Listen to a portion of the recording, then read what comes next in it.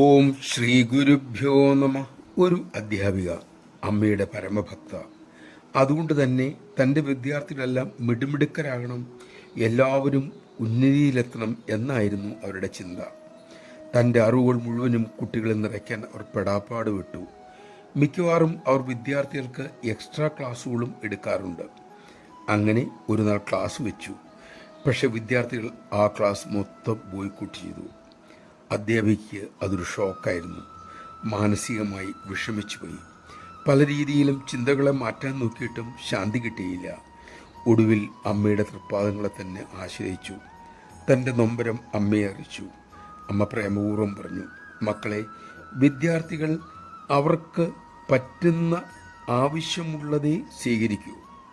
ഒരു വിദ്യാർത്ഥിക്ക് കൂടുതൽ അറിയാൻ ആഗ്രഹത്തോട് സമീപിച്ചാൽ ആ വ്യക്തിക്ക് മോൾക്കത് പകർന്നു കൊടുക്കാം. അല്ലെങ്കിൽ നിറഞ്ഞ ഗ്ലാസ്സിൽ വെള്ളം ഒഴിക്കുന്നത് പോലെയാകും. അതൊക്കെ പുറത്ത് തൂവിപ്പോവുകയുള്ളൂ. അറിവ് അടിച്ചേൽപ്പിക്കണ്ട. അതവർ സ്വീകരിക്കില്ല. അവർക്ക് ഗുണവും ചെയ്യില്ല. നമഃശിവായ. നമ്മുടെ കർത്തവ്യം സത്യസന്ധമായി സ്നേഹത്തോടെ ചെയ്യുക. അതിൻ്റെ ഫലം അമ്മയുടെ ഇച്ഛയ്ക്ക് വിടുക. നമ്മുടെ താല്പര്യം, സ്നേഹം മറ്റുള്ളവർക്ക് ഒരു ഭാരമാകരുത്.